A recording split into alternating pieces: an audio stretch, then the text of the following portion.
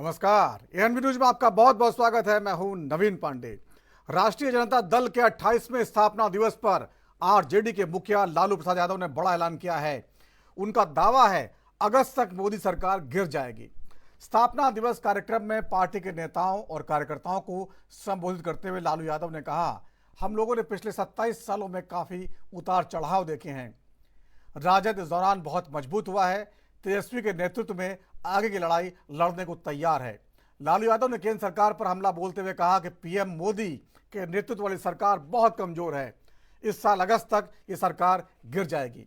मैं पार्टी के सभी कार्यकर्ताओं से तैयार रहने की अपील करता हूं, क्योंकि चुनाव कभी भी हो सकते हैं।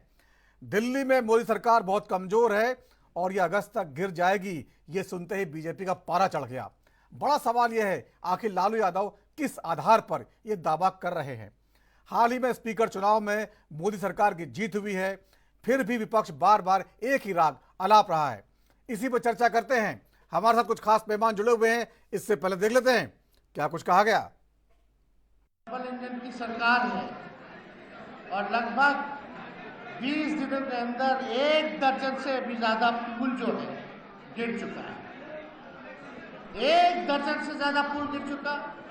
कई रेलवे में एक्सीडेंट हो चुका, रेल का एक्सीडेंट हो चुका। बिहार में अपराध चरम सीमा पर है। लगातार अपराध, मर्डर, लूट, हत्या हो रही है। पेपर लीक हो रहा है, लेकिन सरकार के एक भी डबल इंजन के लोग इस पे बोलने को तैयार नहीं है। और बोलते हैं तो एक ही बात बोलते कि तेजस्वी ने किया सर, हम ही पेपर लीक करवाए, हम ही पुल गिरवा रहे हैं, हम ही लोगों का हत्या करवा रहे हैं। तो सरकार बैठी हुई थी, गिरफ्तार कर लो। लेकिन एक बात समझने की जरूरत है। तो जदयू के नेताओं ने कहा कि 17 महीने तेजस्वी के पास ग्रामीण कार्य विभाग था, लेकिन उन नेताओं को हम कहना चाहते हैं, हमारे पास तो 5 डिपार्टमेंट था ही, लेकिन ग्रामीण कार्य विभाग 17 साल से कौन से पार्टी के पास था? 18 साल में 17 साल ग्रामीण कार्य मंत्रालय जनता दल यूनाइटेड के पास था। और हम चैलेंज करते हैं मुख्यमंत्री जी को या भाजपा के नेताओं को कि जरा स्वीकृति, जो पुल गिरा है उसकी स्वीकृति कब हुई है, उसका टेंडर कब हुआ है, उसका शिलान्यास कब हुआ है, उसका उद्घाटन कब हुआ है, वो तिथि जारी करते। दूध का दूध और पानी का पानी हो जाएगा। कौन भ्रष्टाचारी है यह तय हो जाएगा। सपने लालू जी देख रहे हैं। तीसरी बार इस देश और बिहार की जनता ने माननीय नरेंद्र मोदी जी को प्रधानमंत्री बनाकर अपनी इच्छा जता दी है कि नरेंद्र मोदी जी ही भारत के सच्चे सपूत हैं और इस देश को बढ़ा सकते हैं, इस देश को बचा सकते हैं। इसलिए अब बिहार की जनता नरेंद्र मोदी जी में विश्वास करती है, नीतीश कुमार जी में विश्वास करती है, एनडीए भाजपा में विश्वास करती है। अब बिहार की जनता जंगल राज स्थापित नहीं होने देना चाहती है, बिहार को बर्बाद और बदनाम नहीं होना देना चाहती है। यहाँ अपराधियों का राज बिहार की जनता नहीं चाहती है, धूल चटा देगी।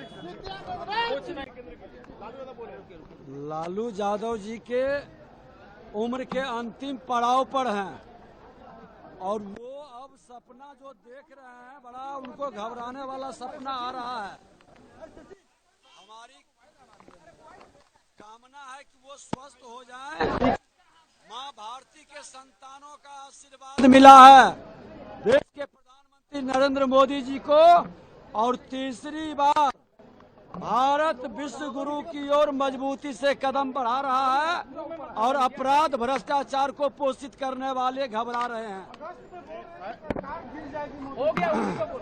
आप देख लीजिएगा कि अगस्त में लाल किला पर प्रधानमंत्री झंडा फहराएंगे और भ्रष्टाचारी का धड़कन रुक जाएगा।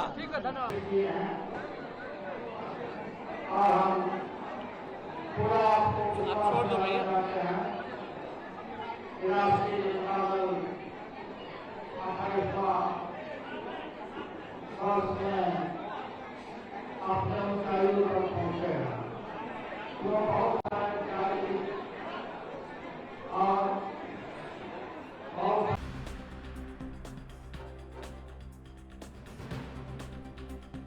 हैं तस्वीरों में, एक और पुल गिर गया।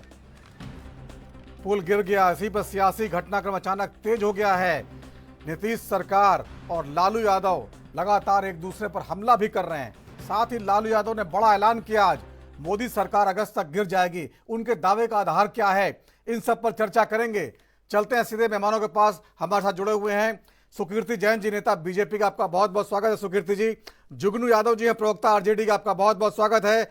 ज्ञान प्रकाश शुक्ला, नेता कांग्रेस के हैं, आपका बहुत बहुत स्वागत है ज्ञान प्रकाश जी। सुशील वकील जी हैं, राजनीतिक विश्लेषक के तौर पर जुड़ा, आपका बहुत बहुत स्वागत है। सबसे पहले जुगनू यादव जी, आपके पास से आना चाहूंगा। लालू यादव जी ने बयान दिया है, आपका स्थापना दिवस है आज, 27 साल हो गए पार्टी को और इस मौके पर जश्न था, लेकिन लालू जी ने बहुत बड़ा हमला कर दिया। क्या आधार है, आखिर किस तरह से अगस्त की डेट तय कर दी है? अगस्त तक चलेगी मोदी सरकार, फिर गिर जाएगी, एक ही महीना बचा है। देखिए, सबसे पहले तो मैं आपको और आपके चैनल पे बैठे हुए सभी दर्शक बैठे हुए मेहमानों का स्वागत करता हूं, दर्शक भाई बहनों का स्वागत करता हूं। लालू यादव जी ने जो कहा है वो अक्षरशः सही है। ये पूरे देश की जनता जान रही है कि भारतीय जनता पार्टी जो है जनादेश को खो चुकी है। इससे ये स्पष्ट रूप से मैं बताना चाहता हूं कि 2019 में जो मैंडेट मिला था भारतीय जनता पार्टी को, उसमें 63 सीट का लॉस हुआ है भारतीय जनता पार्टी को। मैं एक बात पूछना चाहता हूं, जो भारतीय जनता पार्टी और एनडीए गठबंधन के जो हमारे मित्र बैठे हुए हैं, कि एक बात बताएं कि भारतीय जनता पार्टी को अगर जनादेश मिला होता तो 240 सीट कैसे आई? मैंडेट तो है नहीं। लालू यादव जी ने स्पष्ट जनादेश की भावना को कद्र करते हुए उन्होंने कहा है कि जो 63 सीटों का नुकसान हिंदुस्तान की जनता, मैं सैल्यूट करना चाहता हूं राष्ट्रीय जनता दल के प्रवक्ता होने के नाते, कि उन लोगों ने ये सबक सिखाने का काम किया है। मतलब अभी अगर जोड़ा जाए तो 292 सीट एनडीए को मिला है, 234 सीट हम लोगों को मिला, इंडिया गठबंधन को मिला, 17 अन्य हैं। तो भारतीय जनता पार्टी को 240 और हम लोगों को अगर अन्य और इंडिया गठबंधन को जोड़ा जाए तो 247 सीट होता है। तो लालू यादव जी ने जो कहा है, अभी ऑक्सीजन पे यह सरकार चल रही है, एनडीए की सरकार, और अगस्त तक ये वेंटिलेटर से भी जीवन रक्षक मशीन भी इसका काम नहीं करेगा। जुगनू यादव जी, तो आपने सारे आंकड़े गिना दिए, तो ये बता दीजिए कि आखिरकार जनादेश मिला किसको है? जनादेश बिल्कुल ये मैंडेट इनके खिलाफ गया है। किसको मिला है फिर? भारतीय इनके विपरीत मिला है। मिला किसको है जनादेश? जनादेश से ये पूरे देश की जनता दी है इंडिया गठबंधन को, लेकिन ये लोग एन कैन प्रकरण भानुमति का पिटारा बनाने का काम किया है। अगर है हिम्मत इन लोगों में तो ये मुद्दे की बात क्यों नहीं करते तो हैं? आपके पास 272 का आंकड़ा है विपक्ष के पास, स्पष्ट तौर पे आप देखिए ना कैसे। देखिए, अगर सरकार कोई चला रही है तो केंद्र की एजेंसियां सरकार चला रही है। अगर केंद्र की जो एजेंसियां हैं, इन लोगों को अगर किनारे कर दी जाए, आप देखिए ना चुनाव के दरमियान इन्होंने क्या कहा, भया दोहन करने का काम किया। बिहार के अंदर में माननीय नेता प्रतिपक्ष बिहार विधानसभा को धमकी देने का काम किया कि चुनाव के 4 तारीख के बाद इनका जेल का यात्रा शुरू होगा। तो ये सब भया दोहन करने का काम किया है। आप देखिए ना, कहीं पे भी बेबुनियाद तरीके से कोई तर्क संगत इन लोगों ने ऐसा नहीं कहा। घूम घूम कर ईडी, सीबीआई, इनकम टैक्स, ये वो। मैं स्पष्ट तौर पे ये बताना चाहता हूँ राजद के प्रवक्ता होने के नाते कि केंद्र की सरकार इनकी एजेंसियां चला रही है। अगर ये चीफ जस्टिस ऑफ इंडिया के नेतृत्व में अगर अभी भी वोटिंग करा ली जाए तो हम कहते हैं कि सरकार कल ही गिर जाएगी। जुगनू जी, तो अगस्त में ऐसा क्या होने वाला है जिससे सरकार गिरेगी? नहीं, अगस्त में क्या, अभी तो मैं बता रहा हूँ कि ऑक्सीजन पे ये सरकार चल रही है और अगस्त आते आते वेंटिलेटर भी जवाब दे देगा और सरकार गिरना तय है। क्या हो जाएगा? नीतीश जी समर्थन वापस लेने वाले हैं, नायडू जी लेने वाले हैं, या कोई और लेने वाला है? नहीं, मैं तो एक बात बताना चाहता हूँ कि नायडू जी और नीतीश जी और जितने भी हैं, कई पार्टी के लोगों ने, एनडीए घटक के लोगों ने तो कहा कि इच्छा तो है, लेकिन ये जो है सो तरह तरह की बात बोलते हैं, एजेंसियां का भय दिखाते हैं। आप देखिए ना, ये क्या हुआ, ये हेमंत सोरेन जी को क्या हुआ, अरविंद केजरीवाल जी को क्या हुआ, ये स्पष्ट तौर पे इन्होंने कहा था ना कि तेजस्वी यादव जी का जो है ये 4 तारीख के बाद जेल का यात्रा शुरू होगा, हेलीकॉप्टर का यात्रा बंद होगा। तो इस तरह का एजेंसियों ठीक है, का कब तक ठीक है, दुरुपयोग करेंगे? ठीक है, दोबारा आता हूं आपके पास। सुकीर्ति जैन साहब बता रहे हैं साफ साफ जो है अगस्त तक जो है जो भया दोहन कर रहे हैं उसकी वजह से समर्थन मिल रहा है, वो भया दोहन खत्म हो जाएगा, सरकार गिर जाएगी, समर्थन वापस ले लेंगे। बताइए क्या कहिएगा। तो साहब जुगनू यादव जी के हिम्मत की दाद देता हूँ। कुल मिला के जोड़ घटा के 6-7 कुल लोकसभा, तो टोटल लोकसभा सदस्यों में 1.5% और वो 1% बनना चाहते हैं। दूसरी बात ये जो इसलिए ये स्थापना दिवस की अपनी बात कर रहे हैं क्योंकि आने वाले समय वहाँ विधानसभा चुनाव हो रहे हैं। यदि इस तरह की अनापेक्षित बात करेंगे कि स्थापना दिवस जो है इनका उठावना दिवस हो जाएगा। यदि केवल बिहार की ही बात करें, जब बीजेपी के सपोर्ट से जब जनता दल यू कुल 12 लोकसभा सीटें लेती है, इसके अलावा जो है 5 सीटें जो है आरएलजेपी लेके आई है और ये 27 साल पुरानी पार्टी को 6-7 सीटों पर अटकी। इससे ये समझ में आता है कि इनकी ताकत कितनी है और वाणी कैसी है। वाणी जोर जोर से बोलते हैं लेकिन अंदरूनी ताकत जो है इनकी नहीं है। जहां तक प्रश्न उठता है भारतीय जनता पार्टी की सरकार जितनी अच्छी तरह से आपसी समन्वय से सौजन्यता से वर्तमान सरकार चल रही है, जिसको अभी आपने जो है विगत राष्ट्रपति अभिभाषण के दौरान देखा, सभी घटक दल एकजुट होकर अभिभाषण के पक्ष में और जो विपक्ष था वो अपने उपस्थिति दर्ज कराने के लिए तरह तरह के जो है उपक्रम कर रहा था, नाटक कर रहा था, फोटो दिखा रहा था। ये जो ऐसे जो करते ना, ये जब आदमी का ये लगता है कि अब मेरा कोई अस्तित्व खत्म ना हो जाए इसलिए उसका उपक्रम करते। इसी तरह की बात लालू यादव जी ने भी कही। ऐसी बात का कोई आधार नहीं है कि कुल मिला के 6-7 सीटें कुल इनकी है और वो केंद्र की जो है 272 सीटों की बहुमत की सरकार को गिराने की कल्पना कर रहे हैं। ये भ्रम पैदा कर रहे हैं बिहार की जनता। अगले आने वाले विधानसभा चुनाव में आरजेडी की और कम वोट प्रतिशत होगा। पिछली बार तो नीतीश ने साथ दे दिया था तो बच गई इनकी। अब तो मैं नहीं समझता हूँ कि नीतीश इनका साथ देने वाला है। और इसके अलावा पासवान जो है, चिराग पासवान, उसकी पार्टी इनके लिए ज्यादा खतरा बन रही है। वो बिहार में एक विकल्प बनने की ओर अग्रसर है, जिस पर एनडीए की सहयोग भी है और उसमें वो योग्यता भी है, युवा भी है ये। अब वहां पर जो है जब जनता वोट देती है तो आपका पिछला चरित्र और भविष्य की संभावना है। इसलिए जुगनू भाई जी जो है इनको अपनी पार्टी का पक्ष रखना चाहिए, लेकिन ऐसा भी न रखो कि जो लोगों को गले ना उतरे। 1.5% कुल मिला के लोकसभा सदस्य हैं और भारतीय जनता पार्टी की जिसको 240 केवल भारतीय जनता पार्टी के सदस्य है, उनको गिराने की बात कर रहे हैं। अव्यवहारिक है ये कुछ नहीं है। केवल आने वाले विधानसभा चुनाव में एक वातावरण बनाने की कोशिश की जा रही है, वो हर राजनीतिक दल को करना है। इनका स्थापना दिवस है, कि आने वाले समय में उठावना दिवस ना हो जाए जहाँ पर कि इनके बहुत कम सदस्य रह जाएंगे कि नेता प्रतिपक्ष की भूमिका में भी नहीं रहेंगे। ठीक है, ज्ञान प्रकाश शुक्ला जी, जिस तरह से आपके गठबंधन के साथी लालू यादव जी का बयान है और उससे पहले भी बार बार तमाम दल जो है ये आशंका जाहिर कर रहे हैं कि सरकार गिर जाएगी। राहुल गांधी जी भी कई बार कह चुके हैं खुल के। तो आप लोगों को क्यों लगता है सरकार गिर जाएगी और क्यों गिर जानी चाहिए? अभी भी सरकार बनी है, काम शुरू किया है।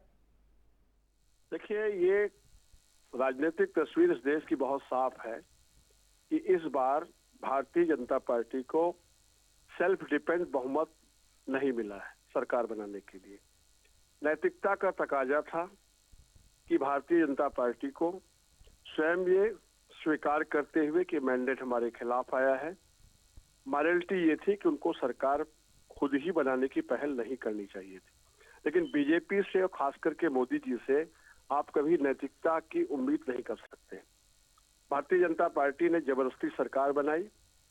ज्ञान तरीके से ज्ञान प्रकाश जी 240 सीटें आई, गठबंधन को पूरा बहुमत आया है और आप लोग तो पिछले कितने सालों से जो है गठबंधन की सरकारें चला रहे हैं। कांग्रेस को तो इतनी सीटें भी पिछले 30 साल में नहीं मिली।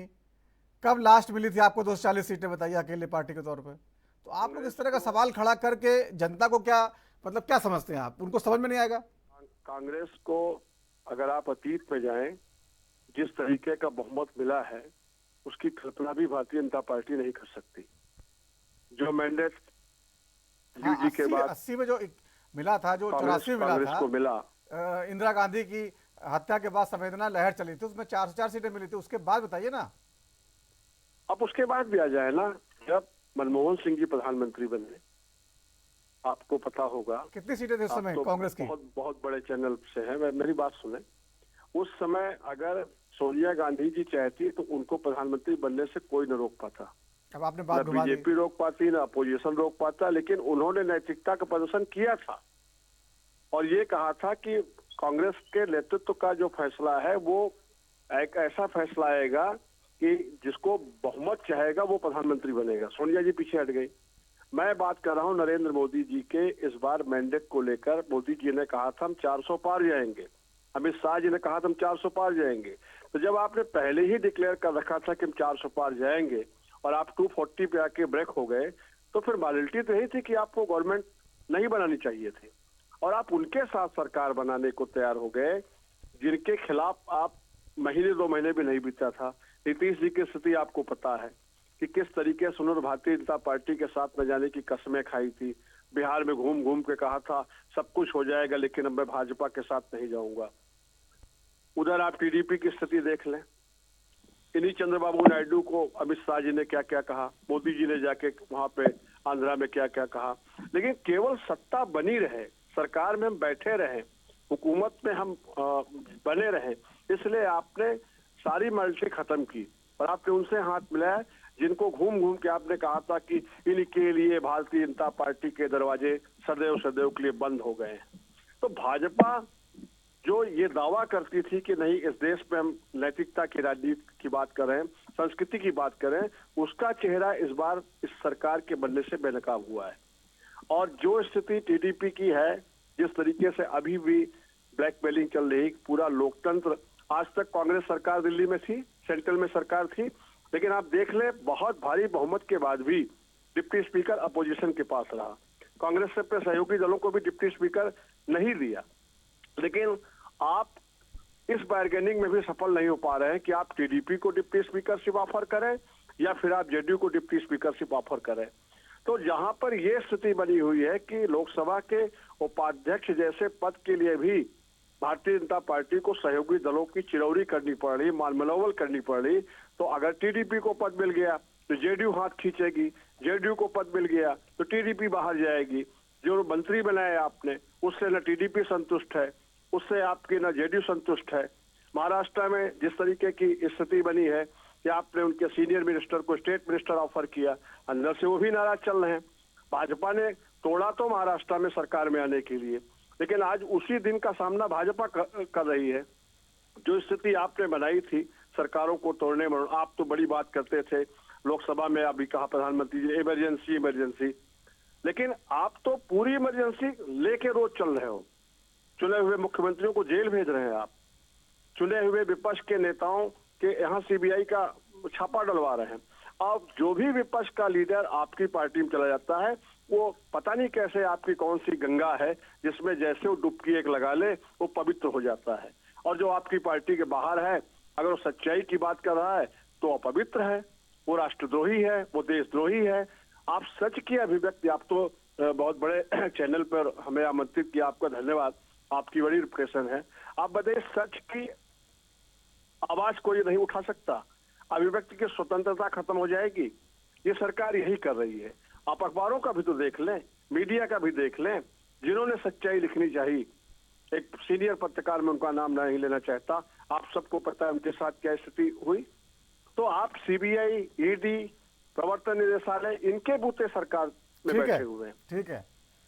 तो मैं ये कह रहा हूँ कि सरकार को मैंडेट नहीं है, मॉरलिटी तो बिल्कुल सरकार के साथ नहीं। और जनता, देखिए विपक्ष को आप बार बार कह रहे हैं कि इंडिया गठबंधन को कौन सा जनादेश है।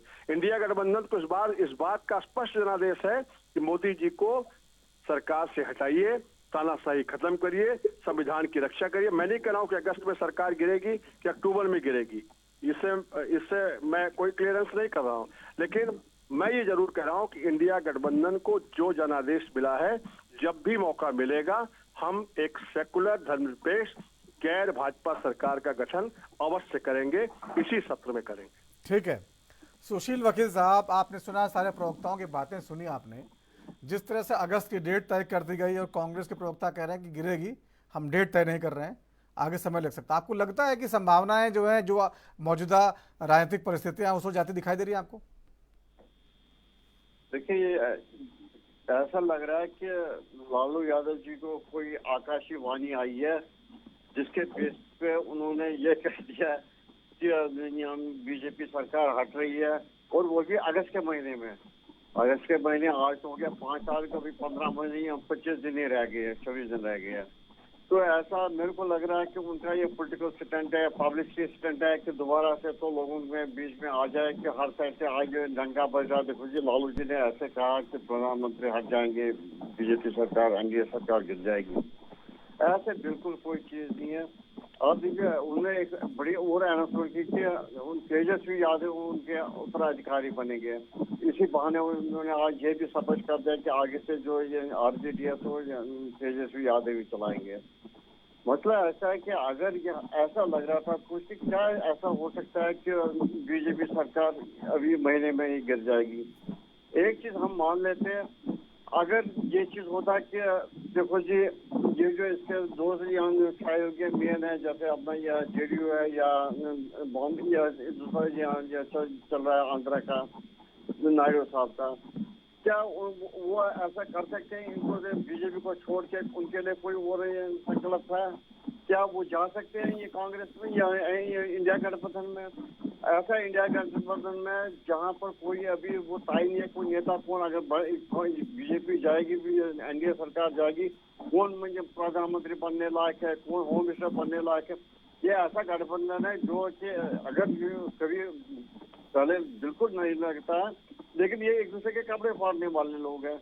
और देखिए, जो ये प्रधानमंत्री के लिए शिप के लिए क्लेम कर रहे हैं, लीडर ऑफ अपोजिशन बनाए गए, उनका हाल क्या पार्लियामेंट में उन्होंने क्या हंगामा मचाया और लोगों के सामने उनकी इमेज क्या रह गई।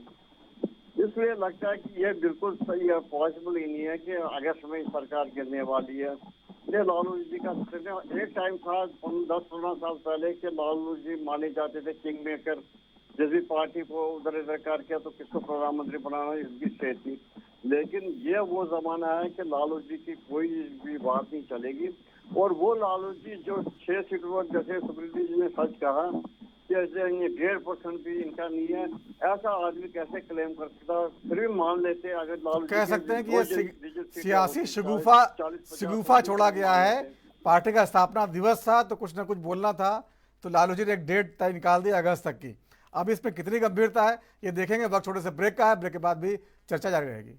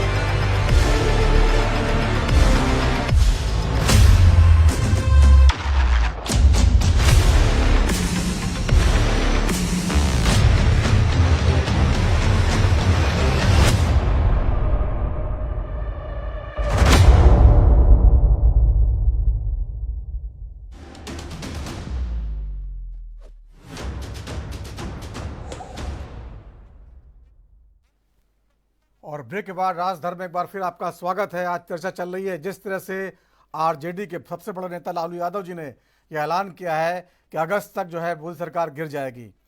उनका स्थापना दिवस था, उस मौके पर वो बोल रहे थे, लेकिन जो डेट दे दी है, क्या ये केवल शिगुफा है या इसमें कुछ दम नजर आता है? इस पर चर्चा चल रही है। हमारे साथ सुकीर्ति जैन साहब हैं, नेता बीजेपी के, जुगनू यादव जी हैं, प्रवक्ता आरजेडी के, ज्ञान प्रकाश शुक्ला जी हैं, कांग्रेस के नेता, सुशील वकील जी हैं, राजनीतिक विश्लेषक के तौर पर।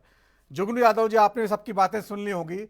जिस तरह से कहा जा रहा है, और आपके गठबंधन के साथी हैं ज्ञान प्रकाश जी, उन्होंने कहा है कि अगस्त तक तो हम कोई डेट वेट नहीं जानते हैं, आगे ये हो सकता है। चलिए ठीक है, आपकी ये बात मान लेते हैं, लेकिन जो लगातार बिहार में पुल गिर गए हैं, लगातार पुल गिरे, 3 तारीख को भी पुल गिरे, 3 पुल गिर गए, और इसके लिए कौन जिम्मेदार है बिहार में? बता दें, तमाम पुल जो है लालू यादव जी के कार्यकाल के दौरान बने।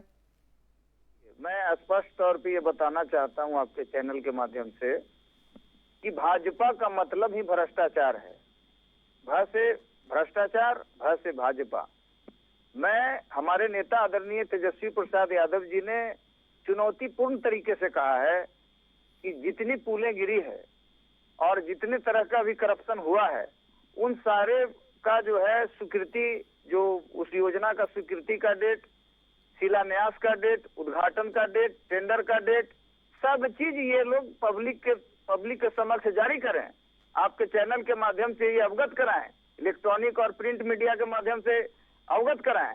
ये बताइए ना, वो राम पथ जो है अयोध्या का, उसका क्या हश्र है? भाजपा का मतलब ही भ्रष्टाचार है।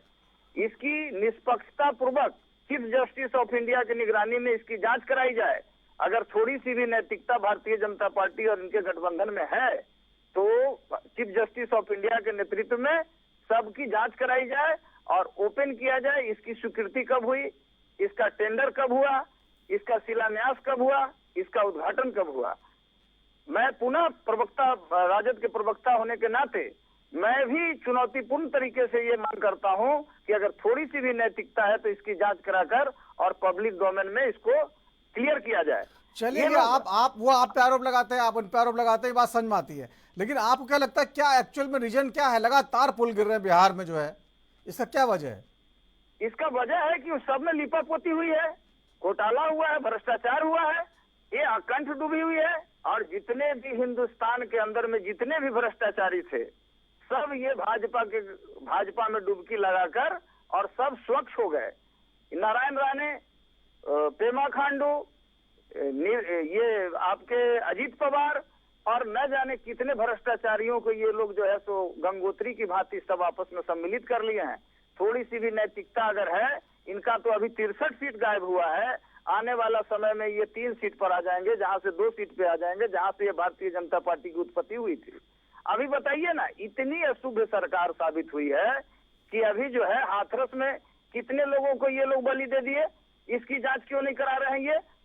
ये नौटंकी जो है देश की जनता को कब तक ये लोग सिखाएंगे? वो तो न्यायिक आयोग बना दिया उन्होंने, न्यायिक आयोग गठन कर दिया। नहीं, वो न्यायिक आयोग बना दिया है, तो इसकी जांच क्यों नहीं हो रही है?